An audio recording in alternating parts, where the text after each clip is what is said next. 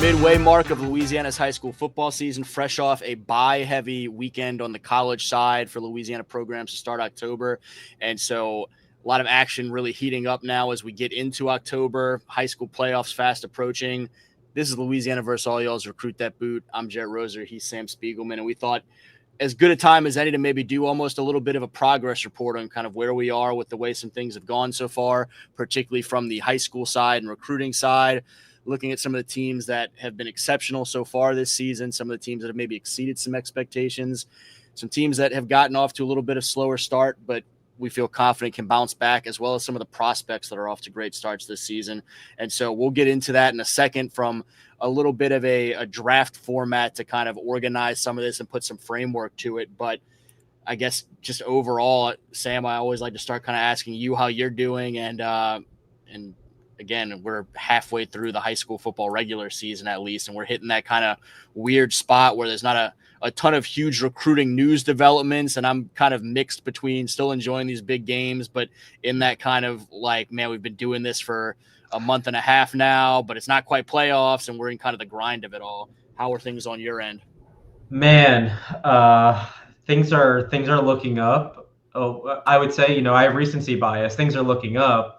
2 nights ago, I got no sleep. Last night, Noah slept like 5 uninterrupted hours, 6 maybe, something in that vein.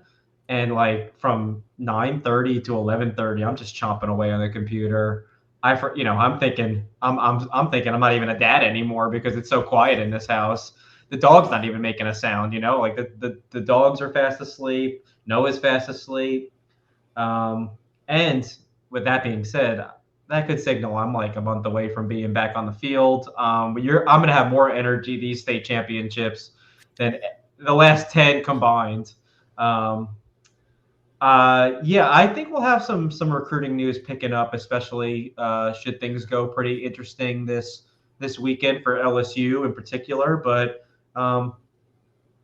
yeah, I'm with you. I know that when I've been on the road like you are right now, at a certain point, I keep asking myself why.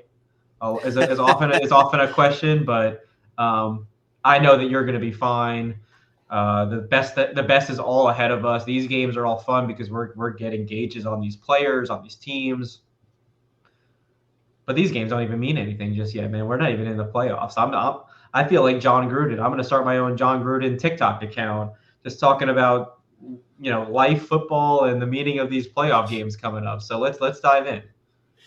When he starts growling about somebody's got him feeling nicey, what is your catchphrase going to be when you start to get really bizarrely intense on your TikTok talking about what has excited you? That I need a borderline inappropriate phrase to come up with so I can insert right here, but I don't have one handy, and history tells me that if I try to come up with it on the fly, it will just be offensive to somebody. So I'm gonna avoid that trap and power on. You mentioned the game's not quote unquote meaning anything or whatever yet, because meaning it's not playoff time, it's not lose and go home situation. A lot of teams are still kind of learning themselves. It's high school kids coming together, finding their way. Some smaller school teams battling against bigger school competition. And helping out some PowerPoints and all of those things. And so there are a lot of, variables to the equations, but obviously these kids are getting after it every Friday night. And we saw some big games certainly in week 5 and have some more the rest of the way. And especially as this district stuff heats up that much more, but getting into some of this draft so we can talk about, I guess, some of the categories, just circling back and I guess laying it out more specifically, it's going to be a 7-round draft, I guess, and we can pick different categories in whatever order makes sense for us, but we will each pick one team that we feel most confident in going on to win a state championship this year. An opportunity to look at some of the top teams around the state as we pick our prospective champs there. We'll look at some teams that maybe have surprised folks, whether us or just overall have exceeded some expectations so far this season, off to great starts that were maybe a little bit more under the radar coming into the season, but probably the teams that we're going to be talking about are sitting there at 5-0 or 4-1 or something along those lines, and really making some statements along the way. We'll each take a team that has started with a losing record, a 2-3, 1-4, 0-5 even team that maybe it's a dynamic of playing some tougher competition and they've weathered some storms and we think are going to finish strong. Maybe they've dealt with some injuries or whatever, and they're getting healthy at the right time, whatever the case may be, just a team that we still have confidence in to shake back. And then we'll have, in addition to those 3 team topics, 4 kind of prospect player-based topics. We'll each take 2 seniors that have had great senior seasons, maybe stock risers or just exceeded some expectations, doing some huge things, probably looking outside of some of those top-ranked prospects like the Lamar Browns and Richard Anderson, who we talk so much about, but just guys that have maybe taken a step forward, whether that be in terms of their actual play or the recruiting picking up or starting to get some well-deserved attention their way. And then similarly, we'll each take a couple of non-seniors who have had breakout starts to their, junior, sophomore, or freshman campaigns, or they've taken a next step, or they've seen their recruitment take off.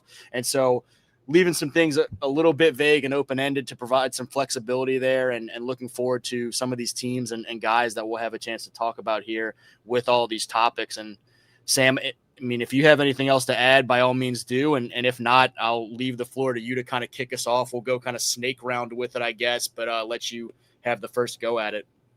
Yeah, let me bring out my categories.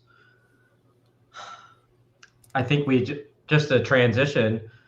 We need to talk about last week. You mentioned indirectly that I said these games don't have meaning, and as far as that's not what I meant to say. In that these games, we're learning about these teams in these big games, so they're meaningful in that capacity.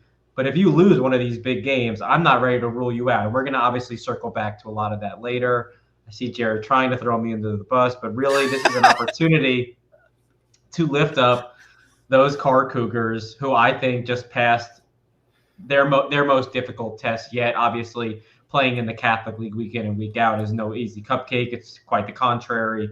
But when you look at the resume, when you look at the returning talent on this roster, and as Coach Valdez said so eloquently last week, the coaches that are in and out of this program that go on to be head coaches, that come back, that have experience at other winning cultures or have ties to Carr, that come back to Carr and contribute, there is no reason that we shouldn't expect to see Carr back in the Superdome come December. I think we can lock that in right now. I think passing the out-of-state test of knocking off American Heritage in overtime, that's an adversity game that I'm not saying that Bryce Brown encourages that for the season, but I'm not saying he doesn't hate it, because he knows that that's the kind of games that they're going to face in the playoffs.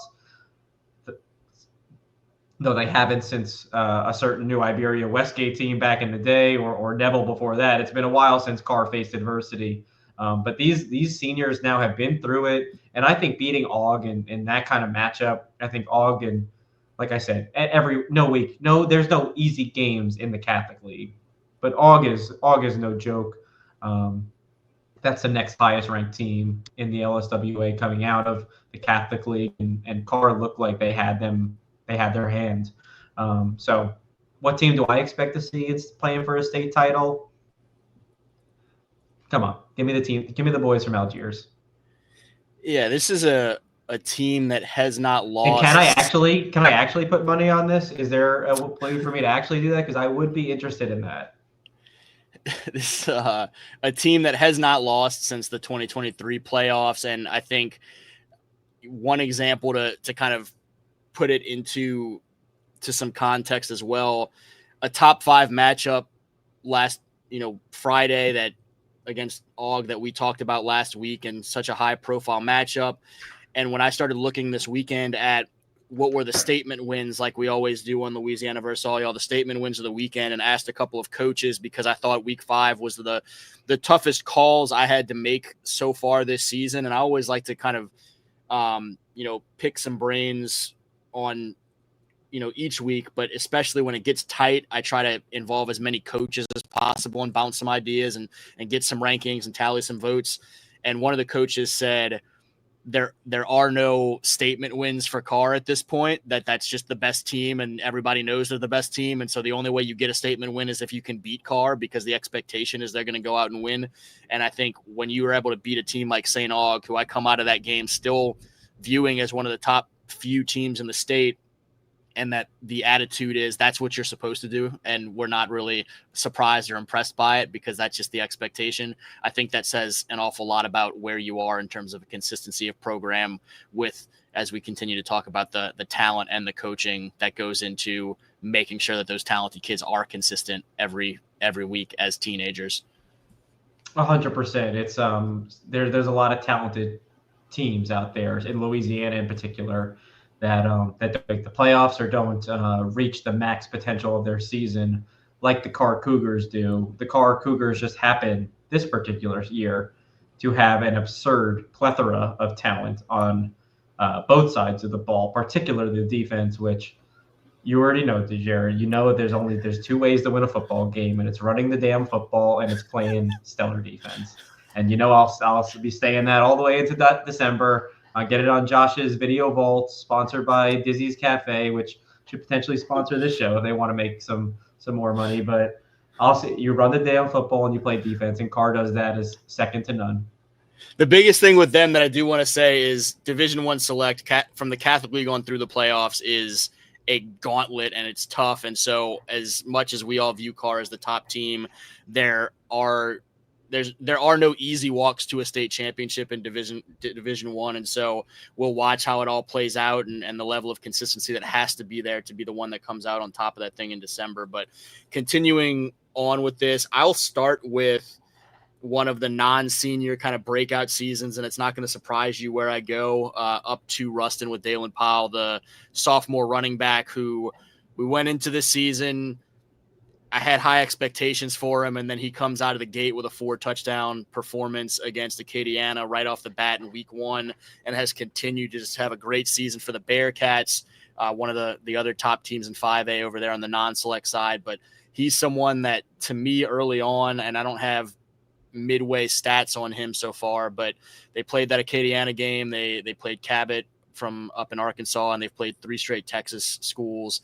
And Powell has continued to impress folks around that Bearcats program, and he's someone that I think we're going to be talking about as a top prospect in Louisiana's 2028 class, and a guy that's going to be a Power 4 signee down the road and all those things. And it's just getting started for him with Grambling and Louisiana Tech and Houston coming into the mix early on. But as much as it's still early for him, we're seeing an awful lot of boxes checked in terms of a guy that has a really, really high ceiling, and we're looking forward to watching for the next 2.5 years of high school and beyond. I got no arguments. He's been one of the breakout stars of his class in Louisiana. He has already established himself as a name to know in that 2028 class. You see the college offers are beginning to pour in. That's only going to draw more and more eyes to him as Ruston makes what we think will also be a pretty deep run into December potentially. And he's just a pup. There's a long way to go, and there's already a lot of coaches that come through Ruston for the talented safety and the talented tight ends, and now they're going to add another reason to come through North Louisiana. Looking, and I guess as we continue on and go, like I said, with a snake draft, I'll stick with the kind of prospect side of things, I guess, and give a shout out to one of the seniors that I think has been exceptional so far this season. That's Quincy Adams down at Terrebonne, the big running back, powerful guy that, I mean, if you're tapped into Louisiana high school sports, you've probably seen a clip of him somewhere along the way these first few weeks. He is kind of the thunder to the lightning of Alvin Celestine Jr., and Terrebonne has been off to a tremendous start this season, 4-1. They stumbled against Destrehan this week for a first loss, but behind that big offensive line with the bookend tackles, Orion Mosley and Taden Bingham, you have a great running game that Coach Ty Lewis and company have rolling down there in the Bayou parishes. And I don't know what Quincy's verified speed is, but he looks like he's got a little bit of burst to him, and certainly the power and balance through contact have been super impressive for him, and he's a big part of why the Tigers are 4-1 right now, and has folks down in that region wondering what he's got to do to find a college home somewhere, wherever it may be. You know, it may not be the home state LSU, but he's a kid that obviously can play some ball somewhere, and so we're looking forward to figuring out where exactly that is, because he is a fantastic running back. Gabe Fertitta, hi. There's a talented player out there at the Terrebonne program. Yeah, he may not have 4 speed, but I think this kid could play on Saturdays, man. All right, talk to you soon. Sorry, I was just locked it in. I thought something was happening. Okay, duh. Okay, well, I have my surprise team, and I have my breakout guys, but I'm going to send this. I'm not even going to snake draft. I'm going to go one, and I'm going to send this back to you, and then you can send it back to me. We'll do a fair draft for a change. But you just turn it into like anchor, man. I'm gonna just put it out there. You like it? You send it on back. What? It's similar to, except I need you to send this back because I can't. These picks are hot. The team I've been most impressed with, and unfortunately we hear about it a lot in group threads that I have muted. But I've been really impressed with Ash this year. Obviously losing JT Lindsay, big candidate for Gatorade Player of the Year, absolute dynamite running back for Alexandria, record setter, eye-popping stats last year en route to playing Carr in the state championship, and losing him. You would imagine that Alexandria would take a step back, and maybe that's just me, and I'm naive because I discounted how great of a program that Coach Bachman over there runs, and the young talent that is in that class, the 2027 class. Obviously, the quarterback at Alexandria is turning heads. The young edge, Bryson Phoenix, is catching the attention of programs in and around Louisiana, around Texas, and beyond. And they have a young nucleus of talent that has this program knocking on the door yet again without their star LSU-bound running back, which to me is, again, this is on me for not thinking that they would be as competitive. We knew some of the pieces, but I think we've been surprised by the emergence of Bryson. And I think it's a team that, I'm expecting to be a hard out of the playoffs. And if not, they have the young nucleus to make that run next year. So they're already ahead of the curve, from my opinion. Yeah, I'm someone that went into this season really high on Ash. I knew kind of what the expectation was around the state of not just JT, but I mean a great senior class all around, including most of the weapons on that offense graduating and some really key defenders. And so I think for a program like Ash, where we haven't seen it historically be the year in and year out where they get those benefits of the doubt like Edna Carr does or like John Curtis generally does and so on, I knew that, okay, well, JT Lindsay's the guy that most of the state knows about. He's graduated and on, that there was an expectation they'd take a step back. But I also knew a lot about these 27 and 28 guys that were kind of waiting in the wings and some of that core with the senior group there, Xavier White and company. And so I haven't been surprised by them, but I do have a couple of their names written as some underclassmen breakout candidates. And so if you want me to continue on and just kind of take a next pick, we've talked enough about Bryson that I'll use the opportunity to reference another young guy on that team and double up on some 28 running backs for me in Kason Williams for the Trojans, who I do have stats on him. He's up at 10 touchdowns and like 780 yards through his first 5 games of the season as a sophomore. And he's a guy that he's got a partner in crime in that backfield as well. And Noble Williams, who right now he's kind of banged up and working through injury. And so Kason's going to have that much more of the load to shoulder here in the coming weeks, but has been phenomenal already to this point. He's someone that his freshman film that I had seen was more of him as like a JV, almost H-back safety valve, catching some passes out there when other stuff wasn't there for his quarterback. But I knew he's a tall, athletic kid, and we've watched him get more handoffs this year and still be involved in the passing game from Carson Sellers in that Trojans passing game. But he's someone that I think right up there with Dalen that we're going to be talking about in that 2028 class as a power 4 running back down the stretch. And so someone that we haven't talked as much about on Recruit Dat Boot, but I think we will be for the years to come, Kason Williams. You must be hanging out with Frank Williams a lot on Saturdays in Tiger Stadium. Know all the running backs around Louisiana so well. I know the young guys as quickly in terms of recruiting stuff as I'd put that up there against anybody, especially when we're talking about the Rustons and Alexanders of the world. And we've got the group text with Brett McCormick, who, if there's someone that looks like they might be good coming out of one of those programs, I'm going to know about them by the time they're in 7th grade. Or if they have a pulse. You're gonna have questions to answer in group text now just because of that reaction. But Kason, someone that I've had on watch list for Prep Red Zone since I think prior to freshman year. Same thing with Noble.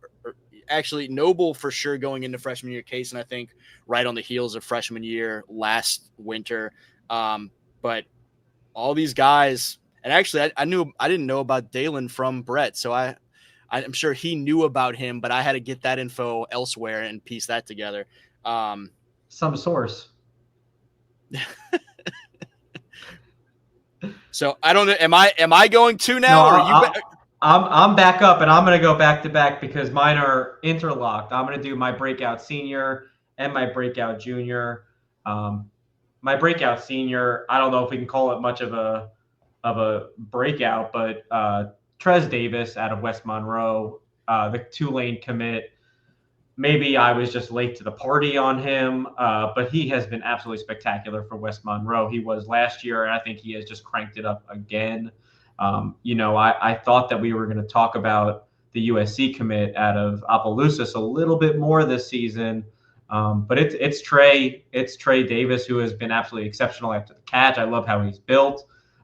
He reminds me a ton of Stop Traffic Shaz Preston back in the day, coming out of St. James, a little bit raw, but you see all the upside. I just can't wait to see what Coach Carter and Coach Summerall do when he gets uptown, because he is just, I think he's a Power 4 prospect, no question. And I love the way the Tulane recruits. And, it was tough to lose Braden Allen to Oklahoma. Braden Allen, tall and, a game breaker over as a vertical receiver with a lot of upside and very tough after the catch as well on the outside. But Trez Davis is the guy that I'm excited about.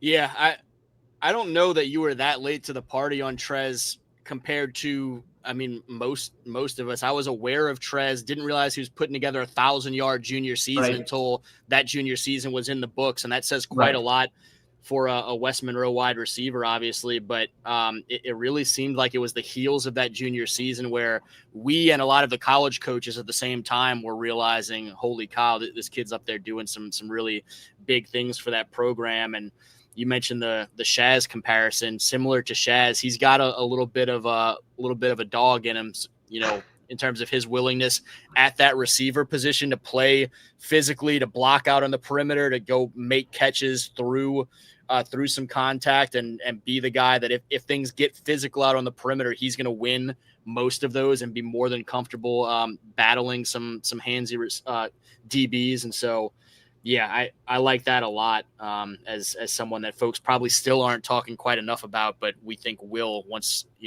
all is said and done here at West Monroe, or once he gets uptown. And you continue on with your next category pick.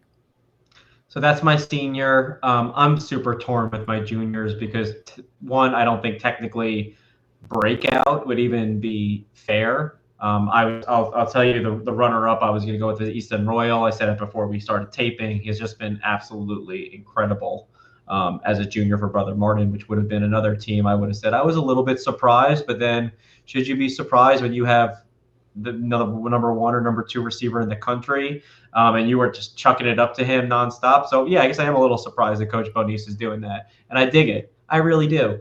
But my breakout, I think the person who has, because it's such a difficult position, is Albert Simeon over at Sam Houston.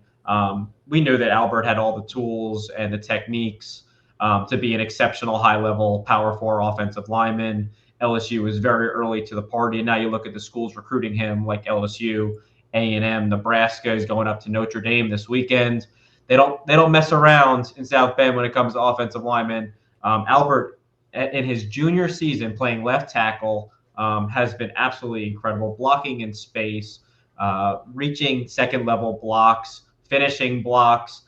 He's explosive through the hips. We already know that he's got insane wingspan measurements. That's going to have him NFL draft experts drooling over him in a couple of years. But it's always been when will the game kind of match up to the traits? And I think that this year we are seeing it all kind of come together. And as someone who just kind of loves offensive and defensive linemen, I mean, it's a beautiful thing. And he's the number 10 player in the country, so no one should call me an expert. No one should think that I'm clever for coming up with this. But that's a projection. We're projecting NFL drafts here. We're talking about breakout high school players. And as a player, Albert deserves the credit for taking his game up to a whole new level as a junior. Yeah, he's fantastic. Watching his sophomore film was an awful lot of fun, and he just continues to get better and better. And it's going to be just like with the young running backs that I was talking about a couple minutes ago. It's going to be an awful lot of fun to watch him for the next 2.5 years, or for him the next 1.5 years of high school, and then on to the next level, and probably, as you alluded to, next levels, plural. So I've been obviously prospect and individual heavy so far. So I'll take a couple of team picks here, opportunities to talk about a couple of standout teams. And I honestly, for the teams that have kind of exceeded some expectations and the teams that have maybe gotten off to slower starts, but I think still are going to be bounce back candidates, I have long lists for those. And so it's tough zeroing down to just one. For my surprise team, this is going to be off the beaten path in terms of a recruiting show type conversation, but a team that really has impressed me as much as anybody after starting the season fairly off my radar was Westminster Christian, 1A school out there in Opelousas, who is 5-0 right now. And, I don't remember if they were receiving votes even in the preseason LSWA polls, but they're 5-0 right now, have 3 huge wins to start the season, including against St. Martin's Episcopal and their sister school, Westminster Christian in Lafayette, and then got kind of their statement win in week 4 against Catholic Point Capee, a team that is always really good in that District 5 1A, and Westminster got a 41-28 win, ended a little drought against that district rival, and then came back and beat Sacred Heart 14-7 this past week, which is a team that had just upset Opelousas Catholic the week before. That team, Roderick Tezano,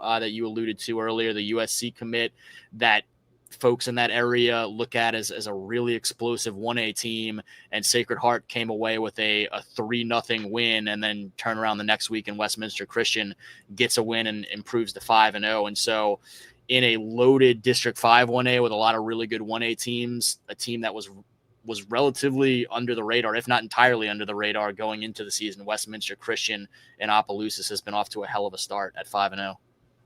I love it. Are you going back to back? Oh yeah, I forgot about that. And so I will, I guess, take a shakeback team, and I'll stick with the small schools to keep giving them some love. So far this season, I want to make sure I have their record correctly, but I'm going out to Tangi. I'm going to the Kentwood Kangaroos. That was one of mine. That's why I had you go first. They are 2-3 so far to start the season. They lost their first couple to East Feliciana, who, actually East Feliciana, and then week 2 to Jewel Sumner, who is undefeated right now. 2 teams that were in my mix of some exceeding expectations teams. They came back, got a couple of wins against St. Helena and Laranger, and then lost to a meet, their, parish rival right there, in a big week 5 game. But I still have a lot of confidence in the Roos this season to be a team that has a chance to go make a run in a Division 4 select group that I think is fairly open right now. It's a team that we expect to be deep in that playoff bracket year in and year out. They return a lot of key pieces on both sides of the ball from a year ago, a team that made a deep run and felt like this year they could be a state championship contender. And despite the 2-3 start to the season, I think they still very much are in that conversation. You never discount the Roos. You're right. It's almost you expect to see them make a deep playoff run year in, year out. They're a very historic program that's built off tough culture, and no one embodied it better than Trey Palmer. Let's just be honest. Man, I miss those Roos with Trey. Okay. So my bounce back team, and I think this will wrap it up, is those fighting Newman Greenies who started the year 0-2, have since bounced back 2 wins over 4A and 5A programs. Listen, it's the Willow School, Riverdale. I get it. No one is crowning the Greenies. You know what? If you want to crown them, crown their asses, but don't. Not yet. They're about to dive into their district schedule, and we talked about it a little bit on prior episodes. Jake Randall playing a lot under quarterback. He's a senior. He's a tough ass kid. I love the idea of them making a little bit of a splash in the playoffs. And we're seeing the young receiver. Is it Hendricks? Hunter Hendricks? Hendricks Hill.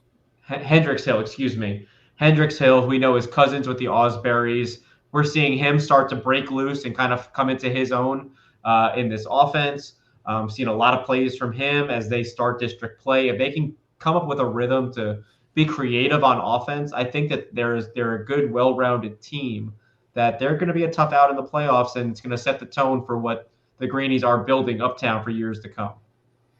Yeah, they started the season with that tough loss to St. Charles Catholic that I was at on the Thursday night of week 1. And the real great thing about starting the season against St. Charles Catholic and whatnot is you're not going to have to face St. Charles Catholic again the rest of the way. And so they took some lumps there early. They probably learned some lessons in that game. The game was closer and more of a battle for about half of it, I would say, until the Comets were able to double up with the scores going into and coming out of the locker room in the midway point of the game. And then they would just kind of wore on them in the second half. But Coach Weiss and company have gotten things rolling the past few weeks, and they're not going to have to face those Comets in district these days. And so we'll see how things go when they get to the tail end of district and they're facing Country Day and South Plaquemine, but they're very much in that race for that league title, and we'll watch them when it comes playoff time.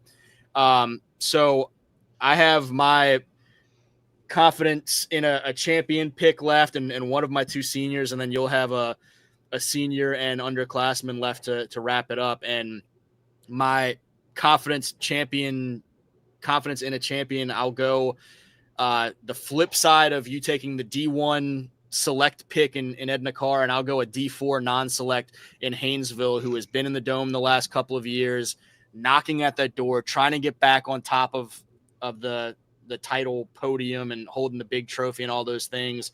Isaiah Washington, the LSU commit at quarterback. This year, I thought last year was a great opportunity to potentially win it until the storybook South Plaquemine season came to fruition. And I think Haynesville is, again, as strong a contender as anyone in their respective bracket. They and Edna Carr have been the 2 unanimous number 1s in the LSWA poll in Class 5A for the Cougars and Class 1A for the Golden Tornado. And so I'll go with Haynesville there. And then for another senior to kind of shout out, man, it's tough. There's a lot of great options. You still have one to pick, so I won't mention a guy who I think you might take, but is someone who we've talked about on the show a bit. And I'll use an opportunity to shout out Richard Montgomery Jr. from the Dunham School, who has been a really strong defensive back for the Tigers the last few years. This year steps into a bigger role on offense and has been phenomenal on that side of the ball, catching passes from Elijah Haven, being a fantastic compliment to Jarvis Washington Jr.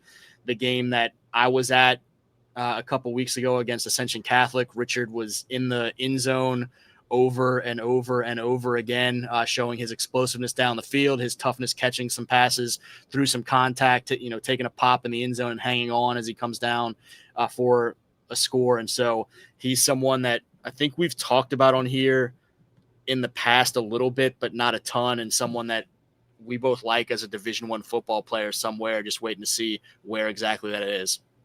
I agree. I think he's a really talented, very smooth corner. He's very tough. Again, you have to be crazy to convince me that there's not a program inside the state of Louisiana that couldn't use a cornerback like Richard Montgomery. Let's see how good your telepathic abilities are, because much like we were supposed to record on Tuesday and I never sent the text, even though I said it in my head up to 12 times. I meant to send you this on Sunday or Monday ample times, never did. So here's our chance. I'm going to go with Jamarcia Plater. Nice. Who just became Captain Shreve's all-time leading rusher, I believe, or yards, something in that capacity. It does not matter what the specific stat is, because Kendrick Law played for Captain Shreve, who was one of the most explosive offensive players I have ever seen play in the state of Louisiana. And for Jamarcia, who has shifted to running back, it's a new position he's now committed to Wake Forest and is one of Deion Sanders' top flip targets. Other schools like Ole Miss and others, but really it's Colorado trying to flip this game breaker who is now past the Kendrick Law, who screams Captain Shreve more than Kendrick Law? The answer is Jamarcia Plater. And hats off to him. There was another record that we saw in the state that I meant to send you that I wanted to give up props to, but I'm happy we could at least give our props to Jamarcia, because it's an incredible feat, and he's having a great senior season. That's a good call, and coincidentally was not the person I was thinking you were going to end up taking, but is someone that is absolutely deserving of it. And yeah, I mean, 18 months ago, he's a defensive back, and now he's the career rushing leader for a program that has some good history to rushing. The other one I think you're talking about, who I thought you were going to take, is Chance Babineau from Karen Crow, the Nicholls State commit, who, if you give me a second to go through all the graphics that had to get dropped this week, school record 20 career receiving touchdowns for Chance, school record 438 career points for Chance. He's now at second most career receptions with 92, and a school record 1,889 receiving yards. Not unlike what we were saying about Jamarcia. This is a guy that's been playing other positions at different points in his high school career. And so getting back to one of the more natural positions for a guy that's just versatile and can make plays all over the field, he's out there pass catching that much more full time this season and is doing a great job of it. Quick question. Didn't the Foxhole play at Karen Crow? So that's a pretty incredible record for Mr. Babineau to be holding. Let's just all contextualize for just a second.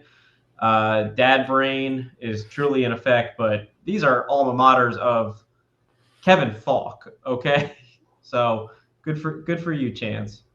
Yeah, and look, I mean, the offenses are a little bit different now, and Chance is getting the opportunity to go downfield, and so when we're talking about receiving numbers, but Chance is a guy that has been setting receiving marks in terms of single game stuff and whatnot going back to freshman year. Then sophomore year, he's setting passing records. He's been playing defense his whole career. He's everywhere, all three phases, and does a fantastic job. He's the definition of a playmaker on the football field, that you just put him out there wherever you need him and he's going to get things done. And so we've said it before and we'll continue to say it.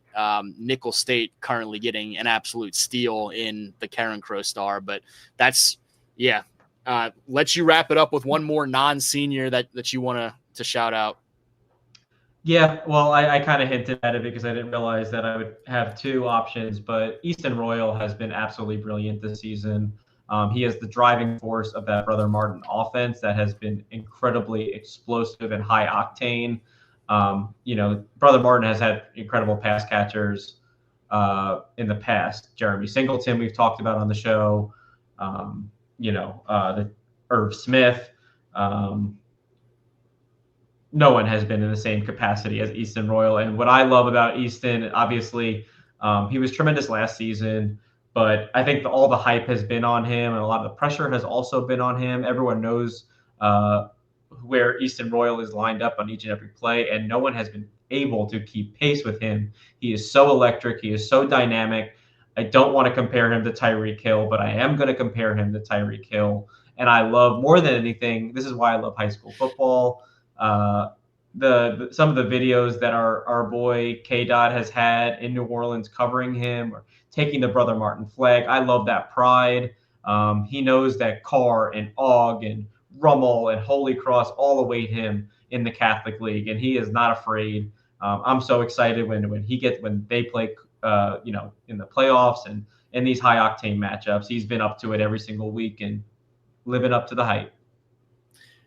I hate that you compare him to Tyreek Hill, just from a standpoint of all of the other nonsense and theatrics that come with Tyreek Hill. And Easton is the polar opposite of that in terms of just, a mild-mannered kid that is a savage of a pass catcher out there on the football field, but is as nice of a kid as you could ever want to spend some time around. So it has been awesome every step of the way to watch him continue as a youngster in his grade, getting early opportunities as an 8th grader for Brother Martin to keep taking those next steps and become one of the faces of this 2027 class in Louisiana. Look at the clock, 20 minutes, just like we expected, twice that. We should have known. I should have known better.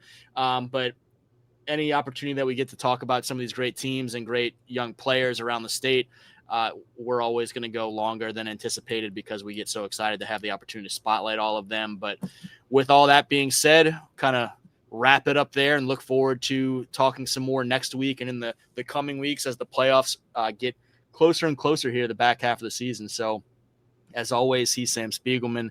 I'm Jet Roser. This is Louisiana Versailles Recruit That Boot. And until next time, y'all be well and take the opportunity to go see some of these teams and some of these young players.